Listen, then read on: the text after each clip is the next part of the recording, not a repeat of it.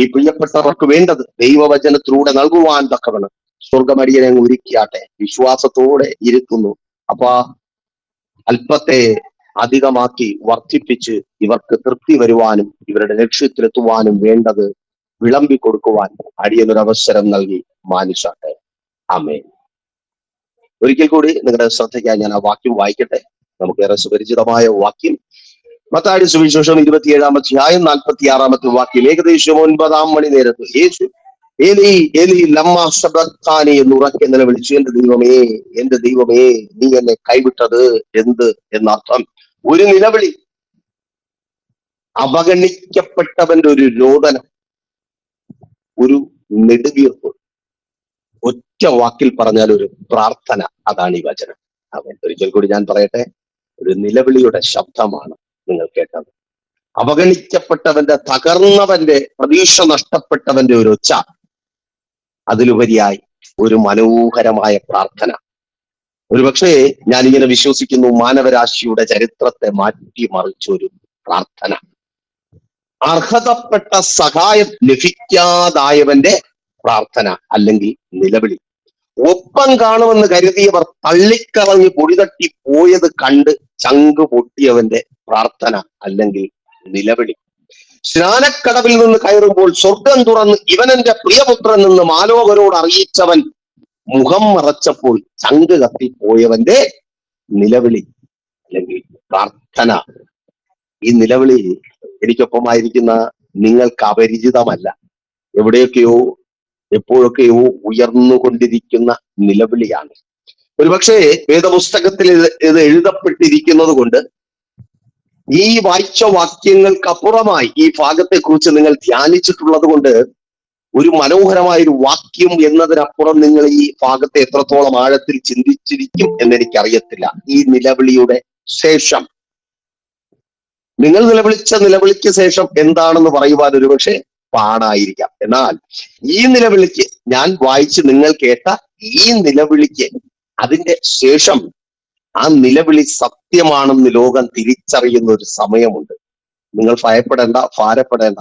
പലപ്പോഴും ചങ്ക് കത്തിപ്പോകുന്ന ഒരു വാക്കാണത്. അത് പാസ്റ്റർ അങ്ങനെ പറയരുതേ. ആമേൻ. ഞങ്ങൾ കൈവിടപ്പെട്ടു, ഞങ്ങൾ ഉപേക്ഷിക്കപ്പെട്ടു, ഞങ്ങൾ തള്ളപ്പെട്ടു, ഞങ്ങളിതാ ഒരു വഴിയെ തൊറ്റയ്ക്ക് കുടയില്ലാതെ നനഞ്ഞു നിൽക്കുന്ന ഒരുവനെ പോലെ ആയി തീർന്നു എന്ന് പറയുന്നത് കേൾക്കുവാൻ വയ്യ എന്ന് നിങ്ങൾ വിഷമിക്കേണ്ട. ഇവിടെ ആ നിലവിളിക്ക് യോഗ്യമാകും വിധം അങ്ങനെ തന്നെ സംഭവിക്കുന്നു. നോക്കൂ, താൻ എന്താണ് തന്നെക്കുറിച്ച് കരുതിയിരുന്നതോ അതങ്ങനെ അല്ല എന്ന് ലോകം തിരിച്ചറിഞ്ഞ, അല്ലെങ്കിൽ അങ്ങനെ അല്ല എന്ന് ലോകം പറഞ്ഞ വാക്കുകൾ കേൾക്കേണ്ടി വന്ന സമയം. പരിഹാസത്തിന്റെ, നിന്ദയുടെ, അപമാനത്തിന്റെ, കളിയാക്കലിന്റെ. എന്തിനെ കുറിച്ച്? നീ ദൈവപുത്രനെങ്കിൽ ഇറങ്ങി താഴെ വാ. പറഞ്ഞതെന്താ? ഞാൻ ദൈവപുത്രനാണ്. അവൻ 8 വയസ്സിൽ കാണാതെ ആയപ്പോൾ അമ്മയോട് പറയുക, എന്റെ പിതാവിനുള്ളിടത്ത് ഞാൻ ഇരിക്കേണ്ടതാകുന്നു, നീ എന്നെ അന്വേഷിച്ച് നടക്കേണ്ട. സഹോദരങ്ങൾ തേടി വന്ന സഹോദരങ്ങളുടെ അടുത്തും പെറ്റമ്മയോടും പറയുന്നു, എനിക്കൊപ്പമായിരിക്കുന്ന പിതാവിന്റെ ഇഷ്ടം ചെയ്യുന്നവരാണ് എന്റെ അമ്മയും സഹോദരങ്ങളും. അർത്ഥം ഞാൻ ദൈവത്തിന്റെ പുത്രനാണ് എന്ന് പറഞ്ഞതും എന്ന് സ്ഥാപിച്ചതും ലോകത്തോട് വിളിച്ചു പറഞ്ഞതും എല്ലാം ആ നിലവിളിയെ തുടർന്ന് കാണുവാൻ കഴിയും. അതങ്ങനെ അല്ല എന്ന് ലോകം ഉറപ്പിക്കുന്ന സമയം. ഒരു കള്ളനെ പോലെ, സാധാരണ ഒരു കള്ളൻ ശിക്ഷിക്കപ്പെടുന്നത് പോലെ ശിക്ഷിക്കപ്പെട്ട് മരണത്തിന് വിധിക്കപ്പെടുന്ന അവസ്ഥ. ഇതുവരെ കേട്ടതെന്താ? ഇവൻ മരിച്ചവനെ ഉയർപ്പിക്കുന്നവനാണ്. ഇവന്റെ അടുക്കൽ പോയാൽ കണ്ണില്ലാത്ത കുരുടൻ കാഴ്ച പ്രാപിച്ചു മടങ്ങും, കാലില്ലാത്തവൻ മാനിനെ പോലെ തുള്ളിച്ചാടി കടന്നു പോകും.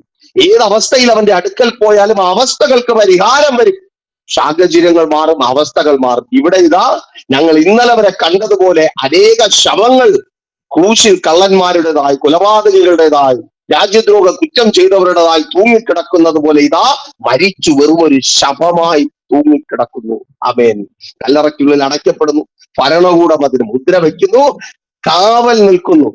അവൻ പറഞ്ഞതൊന്നും അങ്ങനെ എന്ന് ഇനി ആരും ചിന്തിക്കാതിരിക്കുവാൻ, ഇങ്ങനെ ഒരുവൻ ഉണ്ടായിരുന്നു, അവൻ ഇങ്ങനെ പലതും പറഞ്ഞിട്ടുണ്ട്, അതൊന്നും ഇനി ആരും ഓർക്കരുത്, അതേക്കുറിച്ചൊന്നും പറയരുത് എന്ന് ചിന്തിക്കും വിധത്തിൽ മരണപാശങ്ങൾ കൊണ്ട് പാതാളം അവനെ ബന്ധിച്ചു.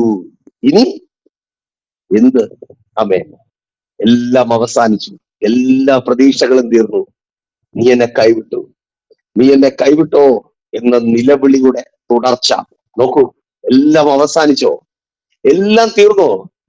പരിഹസിച്ചവരും കളിയാക്കിയവരും പറഞ്ഞു, ഇവൻ ശരിക്കും ദൈവപുത്രൻ തന്നെ. ആമേൻ.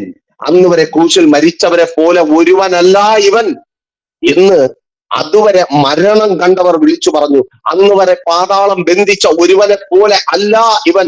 അന്ന് വരെ കല്ലറ പിടിച്ചു വച്ച അനേക ലക്ഷങ്ങളെ പോലെ ഒരുവനല്ല എന്ന് ലോകം വിളിച്ചു പറഞ്ഞു. അന്നു മുതൽ ഇന്ന് വരെയും അത് ആവർത്തിച്ച് പറഞ്ഞുകൊണ്ടേയിരിക്കുന്നു. ഞാൻ പറയട്ടെ, അതൊരു യാദൃശിക സംഭവമല്ല. ഞാനൊരു ഉറപ്പ് തരാം, വിശ്വാസത്തോടെ പ്രാർത്ഥനയോടെ ആയിരിക്കുന്ന നിങ്ങളിലൂടെ ആ ചരിത്രം ആവർത്തിക്കപ്പെടുവാൻ പോകുന്നു. എത്ര പേർക്ക് വിശ്വാസത്തോടെ രാമൻ പറയുവാൻ കഴിയും? അതെ, നിങ്ങളിലൂടെ ആ ചരിത്രം ആവർത്തിക്കപ്പെടുവാൻ പോകുന്നു. നോക്കൂ പിന്നിലേക്ക്, ആ നിലവിളിയുടെ തുടക്കം, നീ എന്നെ കൈവിട്ടതെന്ത് അല്ല, അതിനു മുമ്പൊരു വാക്ക്. ഇന്ന് എനിക്കൊപ്പമായിരിക്കുന്ന നിങ്ങളുടെ ജീവിതത്തെ മാറ്റുന്ന ഒരു വാക്ക്. കൈവിടപ്പെട്ടു, തള്ളപ്പെട്ടു, ഒഴിവാക്കപ്പെട്ടു, പക്ഷെ തുടക്കം എന്റെ ദൈവമേ, എന്റെ ദൈവമേ. മരണത്തിന് ഏൽപ്പിക്കപ്പെട്ടവന്റെ നിലവിളി, കണ്ണു തുറന്ന് കാണാതെ പോയവന്റെ നിലവിളി, മുഖത്തെ ആദരിക്കാതെ പോയവന്റെ നിലവിളി, മരണത്തിനും ആമേൻ ജീവനും മധ്യത്തിൽ ക്രൂശിൽ തൂങ്ങുന്നവന്റെ നിലവിളി, സ്വന്തം മാതാവ് ഉൾപ്പെടെ ശിഷ്യന്മാരുടെ മുമ്പിൽ നഗ്നനായി തീരേണ്ടി വന്നവന്റെ നിലവിളി. എന്റെ ദൈവമേ, എന്റെ ദൈവമേ, ഞാൻ അപമാനിക്കപ്പെട്ടിരിക്കുന്നു, ഞാൻ നിന്ദിക്കപ്പെട്ടിരിക്കുന്നു, ഞാൻ ഒഴിവാക്കപ്പെട്ടിരിക്കുന്നു, ഞാൻ തള്ളപ്പെട്ടിരിക്കുന്നു, ഞാനിതാ മറ്റുള്ളവരുടെ മുമ്പിൽ വെറും ഒരു പരിഹാസ വസ്തുവായി തീർന്നിരിക്കുന്നു. അപ്പോഴും നീ തന്നെയാണ് എന്റെ ദൈവം. നീ മുഖം മറച്ചാലും, നീ എന്നെ തള്ളിക്കളഞ്ഞാലും, നീ എന്നെ ഉപേക്ഷിച്ചാലും, എന്നെ നീ കാണുന്നില്ല എങ്കിലും, നീ തന്നെ എന്റെ ദൈവം, നീ തന്നെ എന്റെ ദൈവം. ഇന്ന് ഈ രാത്രിയിൽ എന്നെ കേൾക്കുന്ന പ്രിയ സഭയെ, നിങ്ങൾക്ക് എത്ര പേർക്ക് വിശ്വാസത്തോടെ നെഞ്ചത്ത് കൈവച്ച് പറയുവാൻ കഴിയും? അവഗണിക്കപ്പെടുമ്പോഴും, മാറ്റി നിർത്തപ്പെടുമ്പോഴും, ഒറ്റപ്പെടലിന്റെ സാഹചര്യങ്ങളിലൂടെ കടന്നു പോകേണ്ടി വരുമ്പോഴും, എന്റെ ദൈവം, ഈ ദൈവത്തെ വിട്ട് എനിക്കൊരു ജീവിതമില്ല, ഈ ദൈവത്തെ വിട്ട് എനിക്കൊരു യാത്രയില്ല, ഈ ദൈവത്തെ വിട്ട് എനിക്കൊരു അഡ്രസ് ഇല്ല എന്ന് പ്രിയ മകനെ, നിന്നോട് തന്നെ ദൈവത്തിന്റെ പരിശുദ്ധാത്മാവ് പറയുവാൻ ആവർത്തിച്ചു പറയുന്നു. ആമേൻ. നീ തള്ളി പറയാത്തിടത്തോളം, നിന്നെ തള്ളി പറയുന്നവരുടെ മധ്യത്തിൽ നിന്നെ മാനിച്ചുയർത്തുന്ന ഒരു ദൈവമുണ്ടെന്ന് ഈ രാത്രി ദൈവത്തിന്റെ പരിശുദ്ധാത്മാവ് ആവർത്തിച്ചു വിളിച്ചു പറയുന്നു.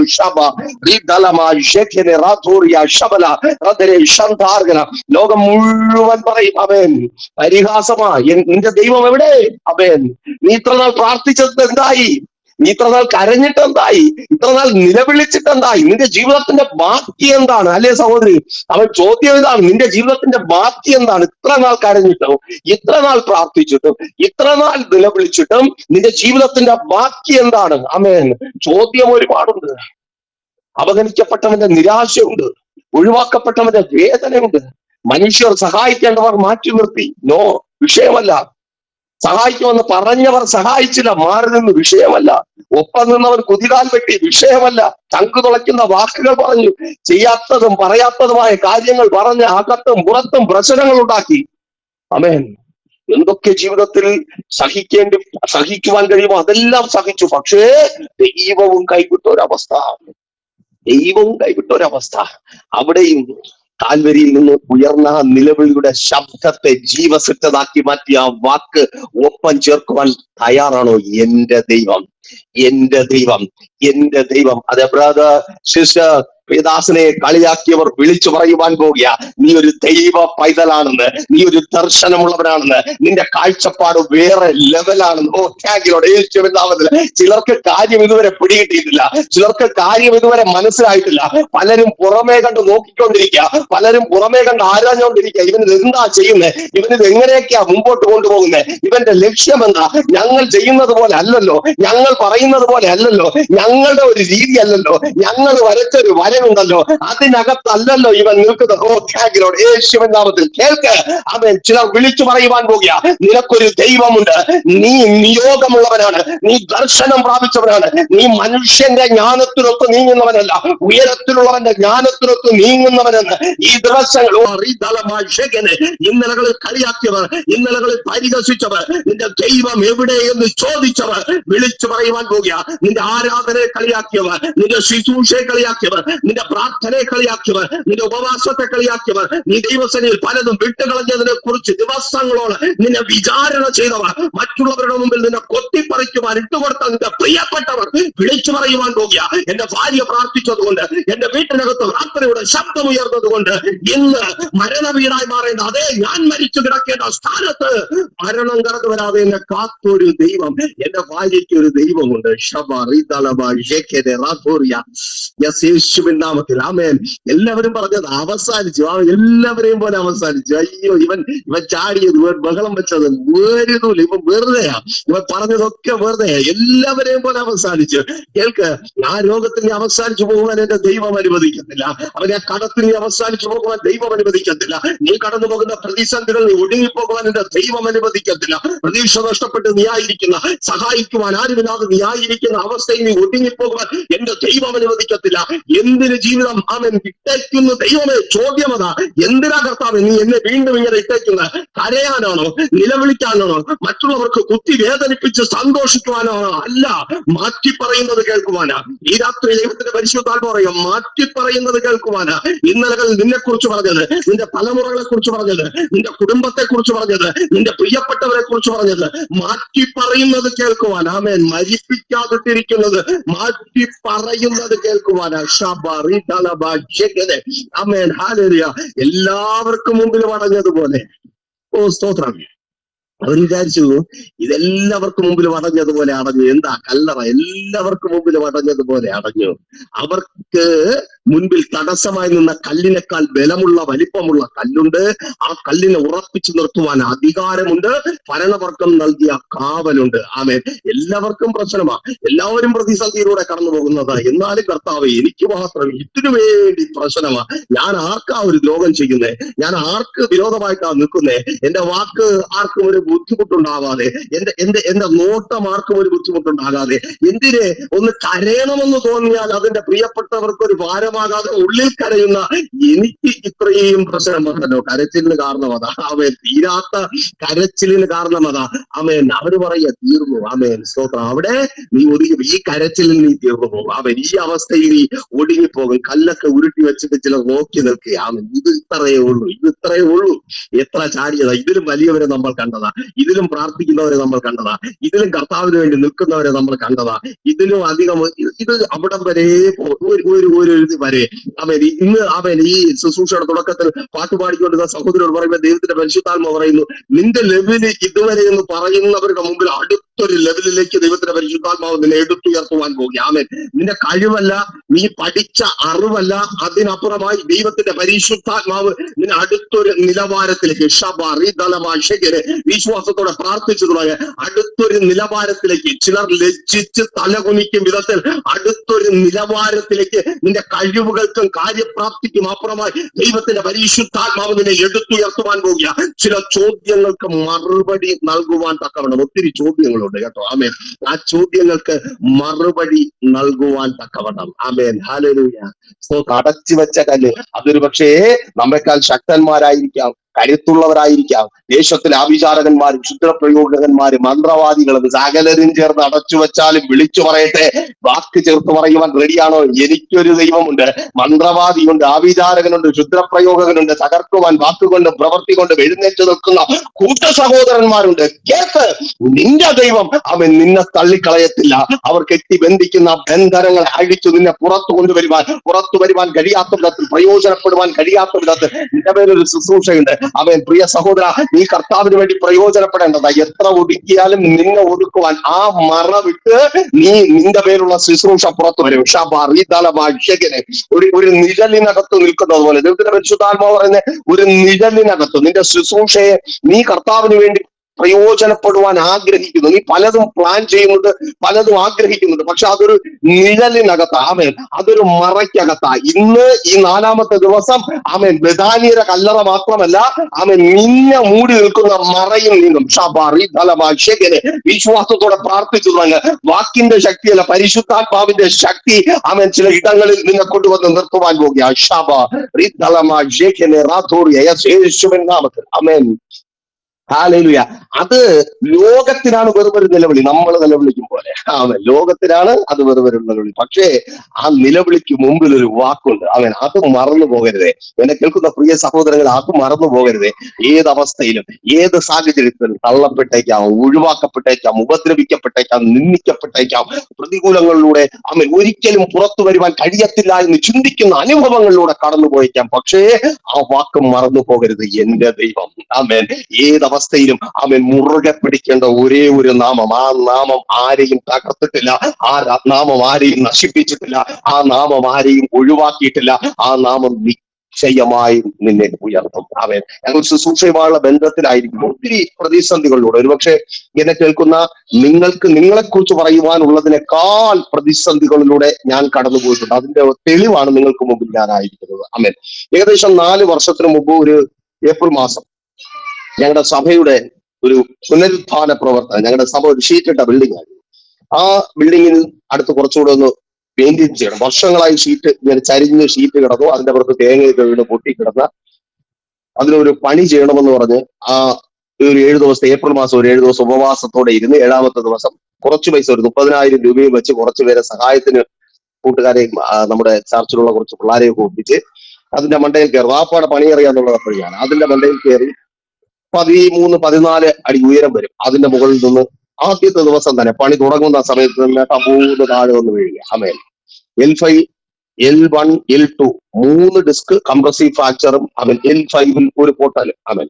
ഇവിടുന്ന് നേരെ എടുത്തുകൊണ്ട് പോകുന്നത് അനന്തപുരി ഹോസ്പിറ്റലിലേക്കാണ്. ഏറ്റവും അടുത്തും കാക്കമൂലയുടെ ചർച്ച, അവിടെ നിന്ന് ഏറ്റവും അടുത്ത് എത്തിക്കുവാൻ പറ്റുന്ന ഹോസ്പിറ്റൽ അനന്തപുരിയാണ്. അനന്തപുരി ഹോസ്പിറ്റലിന്റെ MD-മാരിൽ ഒരാളായ മാർത്താണ്ഡൻ പിള്ള ഡോക്ടർ, അദ്ദേഹമാണ് എന്നെ നോക്കുന്നത്. ആമേൻ. അപ്പോ ആ ഡോക്ടർ പറഞ്ഞൊരു കാര്യമുണ്ട്, നമുക്ക് സർജറി ഒക്കെ ചെയ്തിട്ട് നോക്കാം, ഇനി ഇതിൽ പ്രതീക്ഷയ്ക്ക് വകയുണ്ടോ എന്ന് സർജറി ഒക്കെ കഴിഞ്ഞ് നോക്കാം, കൊണ്ടുവന്നതുപോലെ തിരിച്ചു കൊണ്ടുപോകുവാൻ. കേൾക്കുന്ന പ്രിയരെ, ഡോക്ടർ സർജറി ഒക്കെ ഫിക്സ് എമൗണ്ട് ഒക്കെ പറഞ്ഞ് അവിടെ കാത്തിരിപ്പുണ്ട്. 2 ആഴ്ച കഴിഞ്ഞപ്പോൾ അവിടെ നിന്ന് ഞങ്ങൾ പുറത്തു പോകുന്നു. ഇന്നും ദൈവകൃപയാൽ അനേകരുടെ മധ്യേ ഓടിക്കൊണ്ടിരിക്കുന്നു. ചോദിച്ച ഒത്തിരി പേരുണ്ട്, നീ പള്ളിക്ക് പണിയാൻ വേണ്ടിയല്ലേ പോയത്, നീ ദൈവത്തിന്റെ സന്നിധിയിലല്ലേ നിന്നത്, എന്നിട്ട് എന്തുകൊണ്ടാ നിന്റെ ജീവിതത്തിൽ പ്രതിസന്ധി കടന്നു വന്നത്? ആമേൻ. ചോദ്യം 100 അപ്പോഴും വിടാത്ത ഒറ്റ പേരുള്ളൂ, എന്റെ ദൈവം. ആമേൻ. വീണാലും നിലംപരിചാകുവാൻ എന്റെ ദൈവം അനുവദിക്കത്തില്ല, വീണ് തകർന്നു പോകുവാൻ എന്റെ ദൈവം അനുവദിക്കത്തില്ല. പറഞ്ഞു പോയാൽ ഇതുപോലൊരു 100 സാക്ഷ്യം നിങ്ങൾക്ക് മുമ്പിൽ ഇരുന്ന് പറഞ്ഞു തീർക്കുവാൻ എനിക്ക് കഴിയും, ദിവസങ്ങളെടുത്ത്. അത്രമാത്രം ദൈവം നടത്തിയിട്ടുണ്ട്, ഇന്നും നടത്തിക്കൊണ്ടിരിക്കുന്നു. നമുക്കൊരു ദൈവമുണ്ട്. പ്രതിസന്ധി വരുമ്പോ, കഷ്ടം വരുമ്പോ, വെല്ലുവിളി വരുമ്പോ വിട്ടുകളയേണ്ട ദൈവമല്ല, ചേർത്ത് പിടിക്കേണ്ട ദൈവം. ആ ക്രൂശിലെ നിലവിളി ചരിത്രത്തെ മാറ്റിയത് ആ ബോധ്യമുള്ളത് കൊണ്ടാണ്. എന്റെ ദൈവം. ആമേൻ. എന്റെ ദൈവം. ആ വാക്കിന് പ്രത്യേകമായ ശക്തിയുണ്ട്. പഴയ നിയമത്തിൽ ദാനിയേൽ പ്രവാചകന്റെ പുസ്തകം 3-ാം അധ്യായം 17-18 വാക്യങ്ങൾ വായിക്കുമ്പോൾ ആ വാക്കുകളുടെ ശക്തി നിങ്ങൾക്ക് അവിടെ തിരിച്ചറിയുവാനായിട്ട് കഴിയും. അവിടെ ഇങ്ങനെ രേഖപ്പെടുത്തിയിരിക്കുന്നു, ഞങ്ങൾ സേവിക്കുന്ന ദൈവത്തിന് ഞങ്ങളെ വിടുവിക്കുവാൻ കഴിയുമെങ്കിൽ അവൻ ഞങ്ങളെ എരിയുന്ന തീച്ചൂളയിൽ നിന്നും രാജാവിന്റെ കയ്യിൽ നിന്നും വിടുവിക്കും. ശ്രദ്ധിക്കണമേ, 3 ചെക്കന്മാർ യഹൂദ ബാലന്മാരാണ്. നല്ലതൊന്നും അവരുടെ ജീവിതത്തിൽ അവർ കണ്ടിട്ടില്ല, അനുഭവിച്ചിട്ടില്ല. അവർക്ക് പറയുവാനില്ല, അപ്പനില്ല, അമ്മയില്ല, സഹോദരങ്ങളില്ല, ബന്ധുക്കളില്ല, സ്വന്തം രാജ്യമില്ല, ഭരിക്കുവാനായി രാജാവില്ല, അടിമകളായി പിടിക്കപ്പെട്ടവർ, മറ്റൊരു ദേശത്ത് പെട്ടവർ.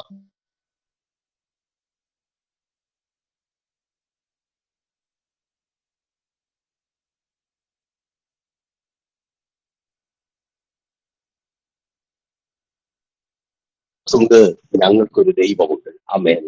ഞങ്ങൾക്കൊരു അഡ്രസ് ഉണ്ട്, ഞങ്ങൾക്കൊരു ദൈവമുണ്ട്. അവൻ വിടുവിച്ചാലും ഇല്ലെങ്കിലും പ്രതിസന്ധി കടന്നു വരും പ്രിയരെ, വെല്ലുവിളി കടന്നു വരും, തീച്ചൂള ആളിക്കത്തും, ഒപ്പം ആരും കാണത്തില്ല, സഹായിക്കുവാൻ ആരും കാണത്തില്ല, കൂടെ നിൽക്കുവാൻ ആരും കാണത്തില്ല, സപ്പോർട്ട് ചെയ്യുവാൻ ആരും കാണത്തില്ല, തോളെ തട്ടി തരുവാൻ ആരും കാണത്തില്ല. പക്ഷേ കേൾക്ക്, ഏത് പ്രതിസന്ധിയുടെ മധ്യത്തിലും തള്ളിപ്പറയാതെ ദൈവത്തോട് ചേർന്ന് നിൽക്കുവാൻ തയ്യാറാകുമെങ്കിൽ ദാനിയേൽ പ്രവാചകന്റെ പുസ്തകം 3:30 പറയുന്നു, ആ ചേർന്ന് നിന്നവർക്ക് വേണ്ടി ഉയരത്തിൽ നിന്നൊരു ഉത്തരവ് പുറപ്പെടുവിക്കപ്പെട്ടു. പിന്നെ രാജാവ് ശദ്രക്കിനും മേശക്കിനും അബേദ്നെഗോവിനും ബാബേൽ സംസ്ഥാനത്ത് സ്ഥാനമാനങ്ങൾ കൽപ്പിച്ചു കൊടുത്തു. ആർക്കാ? ആ തീച്ചൂളയുടെ മുമ്പിലും എന്റെ ദൈവം, എനിക്കൊരു ദൈവമുണ്ട്. ആമേൻ. ഒരു രാജാവിന്റെ മുമ്പിൽ എന്നെ നാണം കെടുവാൻ അനുവദിക്കാത്ത ഒരു ദൈവം, ഒരു ആശുപത്രിയിൽ ഞാൻ ഒടുങ്ങിപ്പോകാതെ എന്നെ പുറത്തു കൊണ്ടുവരുവാൻ കഴിവുള്ള ഒരു ദൈവം, ഒരു ദുഷ്ട മനുഷ്യന്റെ മുമ്പിൽ ഞാൻ നിന്ദിക്കപ്പെടുവാനോ രക്ഷിക്കപ്പെട്ടു പോകുവാനോ ഇടവരുത്താത്ത ഒരു ദൈവം എനിക്കുണ്ടെന്ന് ഉറപ്പുള്ളവന് വേണ്ടി മറ്റൊരു രാജ്യത്ത് ഉത്തരവ് പുറപ്പെടുവിക്കപ്പെടുക. എത്ര പേർക്ക് വിശ്വാസത്തോടെ ദൂത് ഏറ്റെടുക്കുവാൻ തയ്യാറുണ്ട്? നീ ആയിരിക്കുന്ന പ്രതിസന്ധികളുടെ മധ്യത്തിൽ അനുകൂലമല്ല സാഹചര്യം, ഒപ്പമുള്ളവർ നിനക്ക് അനുകൂലമല്ല, നിന്നെ കാണുന്നവരും അറിയുന്നവരും നിനക്കൊപ്പം നിൽക്കുന്നവരും അനുകൂലമല്ല. കേൾക്ക്, പുതിയ സ്ഥാനങ്ങളിലേക്ക് അന്നുള്ള ഉത്തരവ് പുതിയ സ്ഥാനമാനങ്ങൾ കൽപ്പിക്കപ്പെടുന്ന നിലവാരത്തിലേക്ക് എത്തി. ആരോട്? ദൈവത്തിന്റെ പരിശുദ്ധാത്മാവ് പറയും, നീ പ്രതീക്ഷിച്ചായിരിക്കുന്ന ആ പൊസിഷനിലേക്ക്, ആ സ്ഥാനത്തിലേക്ക് ഉത്തരവ് വരേണ്ടിടത്ത് നിന്ന് വരിക. ഓ താങ്കിലോട് യേശുവിനാമത്തെ. അവൻ സമ മനുഷ്യരുടെ ഇടയിൽ നിന്നുള്ള ഉത്തരവല്ല. പല പല പേപ്പർ കഷ്ണങ്ങൾ കൊണ്ട് പലരുടെയും അടുത്ത് പോയല്ലോ, വിളിച്ച് പറഞ്ഞിട്ടുണ്ട്, നീ പോയി നോക്ക് എല്ലാം ശരിയാവുമെന്ന് പറഞ്ഞ് നാണം കെട്ട് തിരിച്ചു വന്നില്ലേ? അങ്ങനെ പോകുവാൻ ഇടവരത്തില്ല. ഉയരത്തിൽ നിന്ന്, ഉന്നതങ്ങളിൽ നിന്ന് നിനക്ക് വേണ്ടി ദൈവത്തെ വിട്ടുകളയാത്ത, ഏത് പ്രതിസന്ധിയുടെ മധ്യത്തിലും ദൈവത്തോട് ചേർന്ന് നിൽക്കുന്ന നിനക്ക് വേണ്ടി, നിന്റെ തലമുറയ്ക്ക് വേണ്ടി, നിന്റെ കുടുംബത്തിന് വേണ്ടി, നിന്റെ പ്രിയപ്പെട്ടവർക്ക് വേണ്ടി ഉത്തരവ് പുറപ്പെടുവിക്കപ്പെടുകയാണ്. ചില പൊസിഷൻസിലേക്ക്. ആമേൻ. ഞാൻ ആ വാക്ക് അത് ആവർത്തിച്ച് പറയട്ടെ. ഈ 4-ാമത്തെ ദിവസം ചില പൊസിഷൻസ്, ചില പോസ്റ്റുകൾ ആമേൻ നിനക്ക് വേണ്ടി ദൈവം ഒരുക്കി തരിക. ആമേൻ. അവിടെ എന്നെ ഏറ്റവും സന്തോഷിപ്പിച്ച ഒരു കാര്യം, അവിടെ ഇങ്ങനെ എഴുതിയിരിക്കുന്ന ആമേൻ, സ്ഥാനമാനങ്ങൾ. ആമേൻ എന്ന് പറഞ്ഞാൽ മാന്യതയുള്ള സ്ഥാനങ്ങൾ, പേരുള്ള സ്ഥാനങ്ങൾ, പെരുമയുള്ള സ്ഥാനങ്ങൾ. 4 പേരുടെ മുമ്പിൽ അഭിമാനത്തോടെ നിന്ന്. പലർക്കും ഒരു ലജ്ജയാണ്, പള്ളിയിൽ പോകുന്നു എന്ന് പറയാൻ പോലും ലജ്ജയാണ്. ഞാൻ ഇന്ന് ആരാധനയ്ക്ക് പോകുന്നു ആമേൻ എന്ന് പറയാൻ ലജ്ജിച്ചിട്ട് ചിലരെ കാണുമ്പോൾ ഒളിച്ചു നടക്കുന്നവർ ഈ ശബ്ദം കേൾക്കുന്നുണ്ട്. കേൾക്ക്, അവരുടെ മുമ്പിൽ അഭിമാനത്തോടെ ഞാൻ പള്ളിയിലാ പോകുന്നത്. അങ്ങനെ ഒരു കാലം എനിക്കുണ്ടായിരുന്നു കേട്ടോ. ആമേൻ. ഞങ്ങൾ ഉറിയാക്കോസ് എന്ന് പറയുന്ന സ്ഥലത്ത് നിന്ന് ആമേൻ ഞങ്ങളുടെ ഇന്നത്തെ ചർച്ച ഇരിക്കുന്ന സ്ഥലത്തേക്ക് ഏകദേശം 35 കിലോമീറ്റർ ഉണ്ട്. ഇവിടുന്ന് അവിടെയാണ് ഞങ്ങൾ ആരാധനയ്ക്ക് പോയിക്കൊണ്ടിരുന്നത്. ആമേൻ. അപ്പോ എന്റെ സുഹൃത്തുക്കളും ബന്ധുക്കളും ഒക്കെ കാണുമ്പോൾ ഞാൻ മാറിപ്പോയി കളയും. പള്ളിയിലാണ് പോകുന്നതെന്ന് പറഞ്ഞാൽ അവര് കളിയാക്കിയാൽ തിരിച്ചു പറയുവാനൊന്നുമില്ല.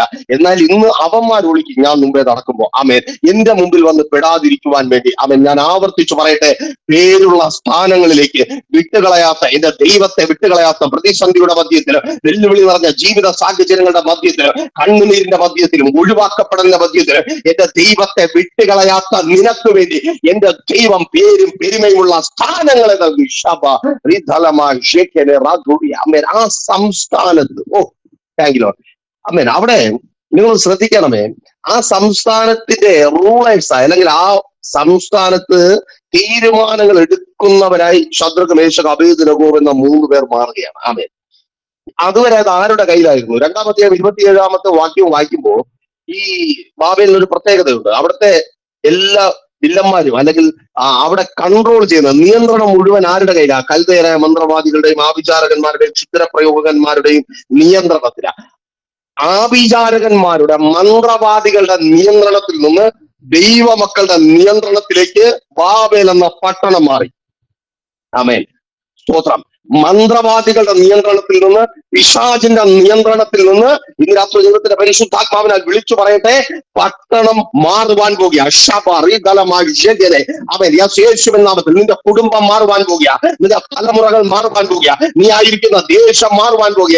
യേശുവിൻ നാമത്തിൽ വിശ്വാസത്തോടെ പ്രാർത്ഥിക്കുക. സഭ ഇരിക്കുന്ന ദേശം അവൻ പിശാചിന്റെ ആധിപത്യത്തിൽ നിന്ന്, ദേശത്തിലെ ജാതീയ വിഗ്രഹങ്ങളുടെ കാൽക്കീഴിൽ നിന്ന് ജീവനുള്ള ദൈവത്തിലേക്ക് ആ ദേശത്തെ ഇനി ആഴുന്നത്, ആ ദേശത്തെ ഇനി വാഴുന്നത്, നിന്റെ കുടുംബത്തെ ഇനി വാഴുന്നത്, നിന്റെ കുടുംബത്തെ ഇനി നയിക്കുന്നത് അവൻ മന്ത്രവാദികളല്ല, അവൻ ദൈവ പൈതലായ നീ. ഓ റാഥാമാശേഖനെ പ്രാർത്ഥിക്കുന്ന നീ, ആരാധിക്കുന്ന നീ. റാഥാലമാശേഖനെ റാധോറിയ ശബല റധരെ ശന്താര യേശുവിൻ നാമത്തിൽ. ആമേൻ. ഹല്ലേലൂയ. സ്തോത്രം. നോക്കൂ, ഈ വാക്യം ഒത്തിരി കാര്യങ്ങൾ കൂടെ പറഞ്ഞ് പ്രാർത്ഥിച്ച് നമുക്ക് സമയം ആയി ഏകദേശം. ആമേൻ. നോക്കൂ, ഈ വാക്യം ഞാൻ ഇങ്ങനെ ധ്യാനിക്കുമ്പോ എനിക്ക് ഇങ്ങനെ പറഞ്ഞു തുടങ്ങുവാനാണ് തോന്നിയത്. എന്താ? എന്റെ ദൈവം, അല്ലെങ്കിൽ അത് ദൈവത്തിന്റെ ഒരു ഉറപ്പും കൂടെയാണ്. ആമേൻ. നിങ്ങൾ മനസ്സിലാക്കുക, എന്റെ ദൈവമെന്ന് യേശു പറഞ്ഞത്, അല്ലെങ്കിൽ കഷ്ടതയിലായിരിക്കുന്ന ഒരു ഭക്തൻ പറയുന്നത്, അത് ദൈവത്തിന്റെ ഒരു ഉറപ്പാണ്. ആമേൻ. കാരണം ഇങ്ങനെ പറയട്ടെ, ഭക്തന്മാരുടെ ജീവിതത്തിൽ നടക്കുന്ന, അതായത് എന്റെയും നിങ്ങളുടെയും ജീവിതത്തിൽ നടക്കുന്ന ഓരോ പ്രശ്നങ്ങളും ഒരു വെല്ലുവിളിയുടെയും അതിന്റെ ഏറ്റെടുക്കലിന്റെയും തുടർച്ചയാണ്. ആമേൻ. ഒന്നുകൂടെ പറഞ്ഞു തരാം. നമ്മുടെ ജീവിതത്തിൽ നടക്കുന്ന ഓരോ പ്രശ്നങ്ങളും, അതൊരു രോഗമായിരിക്കാം, കടമായിരിക്കാം, ദാരിദ്ര്യമായിരിക്കാം, സാമ്പത്തികമായ ബുദ്ധിമുട്ടായിരിക്കാം, തലമുറകളുടെ വിഷയമായിരിക്കാം, നിങ്ങളുടെ ജോലി സ്ഥലത്ത് എന്ത് പ്രശ്നമായിരുന്നാലും അത് ഒരു വെല്ലുവിളിയുടെയും ഒരു ഏറ്റെടുക്കലിന്റെയും തുടർച്ചയാണ്. വെല്ലുവിളി ആരുടേതാ? പിശാചിന്റെ. അത് ഏറ്റെടുക്കുന്നത് ആരാ? ഒരുപക്ഷെ നിങ്ങൾ ചിന്തിക്കുന്നത് നമ്മളാണെന്നല്ല, അത് ഏറ്റെടുക്കുന്നത് ദൈവമാണ്. നോക്കൂ, യോബിന്റെ പുസ്തകം 1-ാം അധ്യായം 11-ാമത്തെ വാക്യത്തിൽ അതിനുള്ള തെളിവ് ഞാൻ നിങ്ങൾക്ക് തരാം. പിശാച് പോയി നിന്ന് ദൈവത്തോട് വെല്ലുവിളിക്കുക. എന്താണ് വെല്ലുവിളി? നീ കൈനീട്ടി അവനുള്ളതിനൊക്കെ ഒന്ന് തൊട്ടു നോക്ക്, അപ്പോഴറിയാം. ഇവൻ അതുവരെ എന്തായിരുന്നു? നീതിമാൻ, നിഷ്കളങ്കൻ, നേരുള്ളവൻ. മക്കൾ പുറത്തു വിട്ട് വരുമ്പോ കോമയാകം കഴിപ്പിച്ച് കുളിപ്പിച്ച് അകത്ത് കയറ്റത്തുള്ളൂ, അത്രമാത്രം ഭക്തൻ. പക്ഷെ പിശാച് വരുന്നു എന്നിട്ട് പറയുക, നീ ഒന്ന് തൊട്ട് നോക്ക്, അപ്പോഴറിയാം ഇവന്റെ ഉള്ളിൽ എന്താണ് സാധനം. ആമേൻ. വെല്ലുവിളി ആരോടാ? ദൈവത്തോട്. നമ്മളോടല്ല പിശാചിന്റെ വെല്ലുവിളി, ദൈവത്തോടാ. ദൈവം ആ വെല്ലുവിളി ഏറ്റെടുക്കുക. ആമേൻ. ഹല്ലേലൂയ. ഞാൻ ഇങ്ങനെ ചിന്തിച്ചു പോയിട്ടുണ്ട്, ഈ ഭാഗമൊക്കെ വായിക്കുമ്പോ യോബിന്റെ സ്ഥാനത്ത് നമ്മളൊക്കെ ആയിരുന്നെങ്കിൽ ദൈവം നാണം കെട്ടി ചമ്മിപ്പോയേനെ. ആമേൻ. യോബിന്റെ ഭാര്യയെക്കാളും നമ്മൾ തള്ളിപ്പറച്ചിട്ട് ഓടിക്കളഞ്ഞേനെ. ആമേൻ. സ്തോത്രം. നോക്കൂ, പ്രതിസന്ധി കടന്നു വന്നു, പ്രശ്നം കടന്നു വന്നു, എല്ലാം നഷ്ടപ്പെട്ട അനുഭവത്തിലായി. യോബിന്റെ പുസ്തകം 1-ാം അധ്യായം 22-ാമത്തെ വാക്യത്തിലേക്ക് എത്തുമ്പോ ദൈവത്തിന്റെ ഉറപ്പിനെ യോബിന്റെ സർട്ടിഫിക്കറ്റ് അവിടെ വരിക. എന്താ? ഇതിലൊന്നിലും യോബ് പാപം ചെയ്യുകയോ ദൈവത്തിന് പോഷത്വം ആരോപിക്കുകയോ ചെയ്യില്ല. ഏതിലൊന്നിലും. മക്കള് പോയി, കടലിലെ സമ്പത്ത് പോയി, കരയിലെ സമ്പത്ത് പോയി, കാട്ടിലെ സമ്പത്ത് പോയി, മരുഭൂമിയിലെ സമ്പത്ത് പോയി, വീട് പോയി, നാട്, സുഹൃത്തുക്കൾ പോയി, ബന്ധുക്കൾ പോയി, എല്ലാം പോയി. എല്ലാം നഷ്ടപ്പെട്ടവൻ ഈ നഷ്ടങ്ങളിലൊന്നും പാപം ചെയ്യുകയോ ദൈവത്തിന് പോഷത്വം ആരോപിക്കുകയോ ചെയ്തില്ല. എന്ന് വെച്ചാൽ ദൈവം കുഴപ്പക്കാരനാണെന്ന് പറയുക. നമ്മളൊക്കെ എന്തെങ്കിലും ഒരു പ്രശ്നം ഉണ്ടായിക്കഴിഞ്ഞാൽ കുഴപ്പം മുഴുവൻ ദൈവത്തിനാണ്. ഒരു നിമിഷം ഒന്ന് ചിന്തിച്ചു നോക്കിയേ. ഭാര്യയും ഭർത്താവും തമ്മിൽ വീട്ടിനകത്ത് വഴക്ക് നടന്നു കഴിഞ്ഞാൽ അടുത്ത വാക്കെന്താണ്? എന്നാ പിന്നെ ഇന്ന് നാളെ തൊട്ട് ആരും ഇവിടുത്തെ പള്ളിയിൽ പോണ്ട, എന്നാ പിന്നെ നീ പ്രാർത്ഥിയില്ല, ഞാനൊന്ന് കാണട്ടെ, അല്ലേ? ഞങ്ങൾ ശുശ്രൂഷയായിട്ട് നിൽക്കുന്നതോടെ പ്രേക്ഷക ഫാമിലിയിലേക്ക് വിളിക്കുന്ന ഒത്തിരി പേർ, അതെ, ആരോ ചെയ്യുന്ന കുറ്റം മുഴുവൻ ദൈവത്തിനാണ്. ഞാൻ പലപ്പോഴും ചിന്തിച്ചിട്ടുണ്ട്, ഭാര്യയും ഭർത്താവും തമ്മിൽ അടി കൊടുത്തതിന്, വഴക്ക് കൊടുത്തതിനും ഒക്കെ ആരാധനയ്ക്ക് പോകാതിരുന്നിട്ട് എന്ത് കാര്യമാണ്? മക്കൾ വഴക്ക് കൊടുത്തതിന് പള്ളിയിൽ പോക്ക് തടഞ്ഞിട്ടോ മുടക്കിയിട്ടോ എന്ത് കാര്യമാണ്? അവിടെ നിങ്ങൾ തിരിച്ചറിയേണ്ട ഒരു കാര്യമുണ്ട്. ഈ യോബിന്റെ യോബിനോട് പറഞ്ഞൊരു വാക്ക് നിങ്ങൾ വളരെ പ്രധാനമായിട്ട് നിങ്ങളുടെ ആത്മീയ ജീവിതത്തിൽ ശ്രദ്ധിക്കണം കേട്ടോ. നീ പോയി ചത്തുകള. ഇത് ഒരു തെറ്റായ വാക്കല്ല. ഞങ്ങൾ ഒരുപാട് രോഗികൾക്ക് വേണ്ടിയൊക്കെ പ്രാർത്ഥിക്കാൻ പോകുന്നതാണ്. ചിലരെ കാണുമ്പോൾ അവരുടെ വീട്ടുകാർ വന്ന്, ഒരുപാട് സ്നേഹിക്കുന്ന വീട്ടുകാരെ 2 കൈയും പിടിച്ചിട്ട് പറയും, പാസ്റ്ററെ ഒന്ന് ചാവാൻ വേണ്ടി പ്രാർത്ഥിക്കും. കാരണം അവര് കിടക്കുന്നത് കാണുന്നവർക്കല്ല, ആ കിടക്കുന്നവർക്ക് തന്നെ കഷ്ടമാണ്. അത്രയ്ക്ക് നരകിച്ച് കിടക്കുന്നവരുണ്ട്. അപ്പൊ സ്വാഭാവികമായിട്ട് പറയാം. പക്ഷെ യോബിന്റെ ഭാര്യ അതല്ല പറഞ്ഞു. അതിനു മുമ്പ് വേറൊരു കാര്യം കൂടെ പറഞ്ഞു. എന്താ പറഞ്ഞു? നിന്റെ ദൈവത്തെ തള്ളി പറഞ്ഞു. ആമേ. ചത്തുകളയാൻ പറഞ്ഞ എല്ലാം തീർന്നില്ല, ഈ ദൈവത്തെ കൂടെ തള്ളി പറയിപ്പിക്കുന്ന എന്തിനാ? ആമേ. നമുക്കറിയാത്ത ഒരു കാര്യം നമ്മുടെ ശത്രുവിനറിയാം. എന്തെന്നറിയാം? പ്രാർത്ഥിക്കുമെങ്കിൽ നീ ഏത് കുഴിക്കകത്തായാലും നീ എഴുന്നേറ്റ് വരും. ആമേൻ. സ്തോത്രം. നീ രക്ഷപ്പെടുമെന്ന് നിന്നെക്കാൾ അറിയാമെന്നുള്ളവൻ പുറത്തുള്ളവനാ. അതുകൊണ്ടാ നിന്റെ പ്രാർത്ഥനയ്ക്ക് വിരോധമായി നിൽക്കുന്നത്. വഴിയെ പോണ വഴക്കിനും വഴക്കൂടുന്നവന്ന് നമ്മൾ ചോദിക്കുന്നത് എന്താ? നീ പ്രാർത്ഥിക്കുന്നവളല്ലേ? അത് ചോദിക്കേണ്ട ഒരു കാര്യവും കാണത്തില്ല. നീ പള്ളി പോകുന്നവളല്ലേ? അത് ചോദിക്കേണ്ട ഒരു കാര്യമില്ല. നീ ഉപവസിക്കുന്നവളല്ലേ? ഇത് ചോദിക്കേണ്ട ഒരു കാര്യമില്ല. നിങ്ങൾ തമ്മിലുള്ള വഴക്ക് വേറെ. ഇത് ചോദിക്കുന്ന എന്തിനാ? കാരണം അവളുടെ ഉള്ളിലിരിക്കുന്ന പിശാച് പറഞ്ഞു കൊടുക്കും, ഇവള് പ്രാർത്ഥിച്ചാൽ നാളെ നീ ഇവളുടെ മുമ്പിൽ തലകുനിച്ച് നിൽക്കേണ്ടി വരും. അവൻ തിരിച്ചറിയുന്നവർക്കാണ് ഞാൻ ദൈവത്തെ കൊടുക്കുന്നത്. ആമേൻ. ആ പിശാച്, നമുക്കറിയാത്ത കാര്യം പിശാചിന് നല്ലതുപോലെ അറിയാം. വേണമെങ്കിൽ തെളിവ് തരാം. ആമേൻ. മോശ ജനിച്ച ജനം വാഗ്ദത്തത്തിലും എത്തുമെന്ന് ആ ദേശത്തിലെ മന്ത്രവാദികൾക്കും ആഭിചാരകന്മാർക്കും അറിയാം, മിസ്രയീമിലെ. അതുകൊണ്ട് ആ മോശ ജനിക്കുന്നതിന് മുമ്പ് ഒരു കൽപ്പന പുറപ്പെടുവിച്ചു, കുഞ്ഞുങ്ങളെ അങ്ങ് കൊന്നു കളയാം, വിഷയം തീർന്നേ. രാജാവ് പോലും അറിയാതെ പിശാച് അവിടെ കളിച്ചു. മന്ത്രവാദികളുടെ ഇഷ്ടപ്രകാരം പിശാചിന്റെ ഇഷ്ടം അവിടെ നിറവേറി. അവൻ നിങ്ങൾക്കറിയത്തില്ലെങ്കിൽ, എന്നെ കേൾക്കുന്ന പ്രിയരെ, നിങ്ങളുടെ ആരാധനയ്ക്കോ പ്രാർത്ഥനയ്ക്കോ ദൈവവുമായുള്ള ബന്ധത്തിനോ ഒരു തടസ്സം വരുമ്പോൾ നിങ്ങൾ തിരിച്ചറിയുക, പിശാചിനെ ഭയപ്പെടുത്തുന്ന ഒന്ന് നിങ്ങളുടെ ജീവിതത്തിൽ ഇതാ സംഭവിക്കുവാൻ പോകുന്നു. നിങ്ങളുടെ ദേശം, നിങ്ങളുടെ കുടുംബം, നിങ്ങളെ അറിയുന്നവർ നിങ്ങളിലൂടെ ദൈവത്തെ അറിയുവാൻ പോകുന്നു.